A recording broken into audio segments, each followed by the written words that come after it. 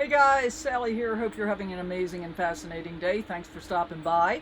I have a big announcement today that we're going to get to after we roll the intro. But before we do that, just a reminder, check and make sure you're still subscribed if you believe you are. And if you haven't subscribed already, well, why not? Doesn't cost you anything, really helps out the channel. Don't forget to give us a thumbs up and hit that notification bell so you always know what's coming up. We'll see you right after the intro.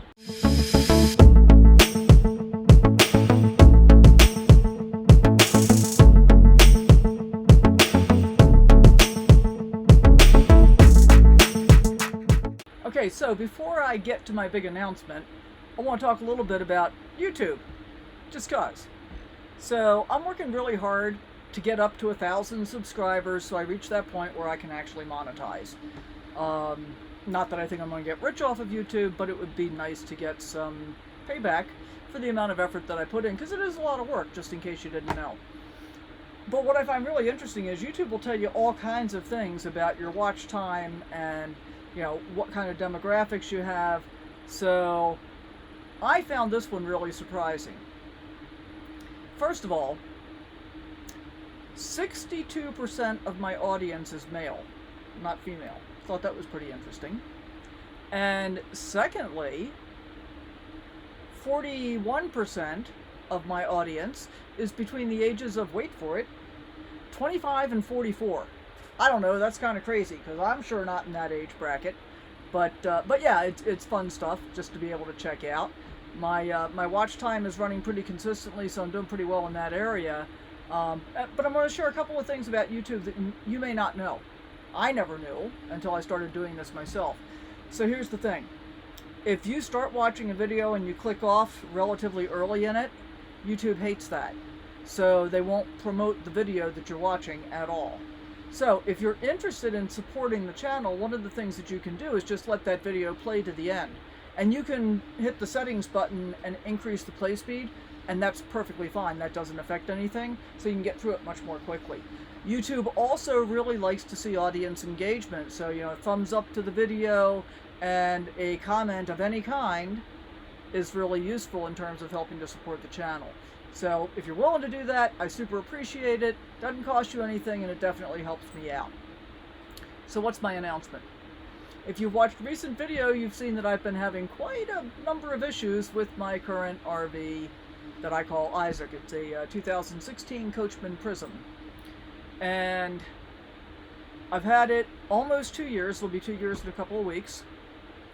Yeah, really in a couple of weeks, actually, thinking about it now.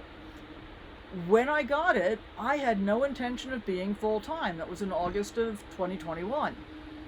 Well, I left the middle of October, and that was pretty much it for me. I just kind of spontaneously went full-time without ever even really counting on doing it. Sorry, it's really hot. So I've got a cool cloth, trying to not sweat all the time. So I've been full-time pretty much since October of 21, and I have thoroughly enjoyed the experience. I really, really love the travel. I love the experience of living in an RV. I've got no issues with driving it. Well, I've got a couple of issues, and we'll talk about those. I'm not going to tell you what the what's coming up yet, but there are some irritations and some limitations that I've been dealing with. So one of the irritations has been the skylight that popped out. That's now fixed. The leveling jack that blew apart, and that was aftermarket that I added on. It didn't come on the coach originally. But I have had a number of issues. The 12-volt plug on the TV went out just a few weeks ago. Fortunately, that was a $12 replacement from Amazon, no big deal. But some of the irritations in terms of the livability, which I didn't realize before I went full-time, and I think if I were still traveling on vacation, wouldn't bother me as much. But one of the things that really bothers me a lot is everything in here is Tetris, not only in the cabinets, which is not unusual, but also even within the living area. So I'm sitting on a recliner right now. That's a recliner in name only, because there's no footrest. I have a little ottoman from Walmart that opens up the top, and all of Kit's stuff stores inside of there. His heartworm medication, his doggy bags, you know, extra toys, all that kind of brush, all that kind of stuff. And it all fits pretty well in that one container, so that works really well. Because when I got him, one thought was, where am I going to put his stuff? Because I really don't have any unused storage space in here, because it's small. I mean, this rig is only 24 feet 10 inches long. So the space issue is one thing, and here's the biggest issue. This is the thing that has really driven me over the top. I've been thinking about this for over 6 months. I cannot deploy the bed unless the slide is out. And if you know anything about, like stealth camping, you really don't want the slide out. And in a lot of cases, tar docking, you go to a Cracker Barrel or a rest stop or something like that, it's not always convenient or possible to put the slide out. And if I can't put the slide out, I don't have any way to be able to sleep. I can't fully extend either of the two recliners. And, so there's just no place for me to sleep, and that's not really good. So if you're thinking about this, you're probably already leading up to what my big announcement is. My big announcement is I'm getting another rig. Pretty excited about it. It's a year newer than this one. I'm not going to tell you what it is yet, but I'm very, very excited. It's a couple of feet longer, and there were a number of issues that I wanted to solve. One of them was the small amount of floor space in here, plus the fact that there's a step from the living area where I'm sitting up into the kitchen. And I have tripped over it a few times, not much lately, but it's always something that I need to be cognizant of. Another thing that makes the space even smaller in here is that there is no exterior step. So you open the door and you step up into the coach. 2 steps. And that actually takes up a fair amount of floor space, as you can see.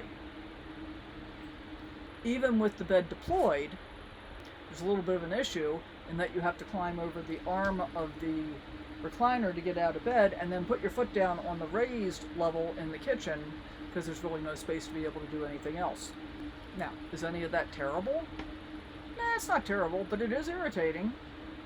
And, I'm just kind of tired of the irritations, so when I started thinking about the possibility of making a switch, which has been going on probably since December or January, and I had thought about all kinds of things. I thought about maybe getting an ambulance and building it out, or maybe getting a schoolie, like a 7-window schoolie and building that out, or maybe building out a cargo van.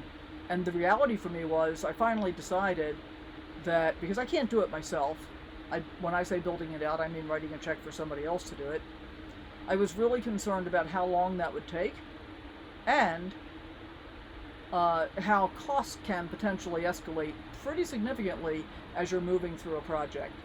So my decision was to kind of set that aside and then start concentrating on finding a pre-made RV that would actually suit my needs. The other problem with those options for me, although I don't go to RV parks very often, without an RVIA sticker, RV parks potentially will turn you away because they don't believe that you're put together properly and, plumbed, electrical, safe, all that stuff.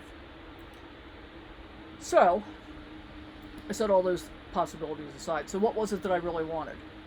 I wanted an RV with or without a slide. Didn't really care. I mean, actually, I kind of like a slide because it does make a bigger living area overall, but it adds an extra level of complication. But if it had a slide, I wanted a rig where you could use absolutely everything in the rig, even with the slide in. And so I found that rig. I also wanted a permanent bedroom that was not on a slide. No folding mattresses, not interested in doing that.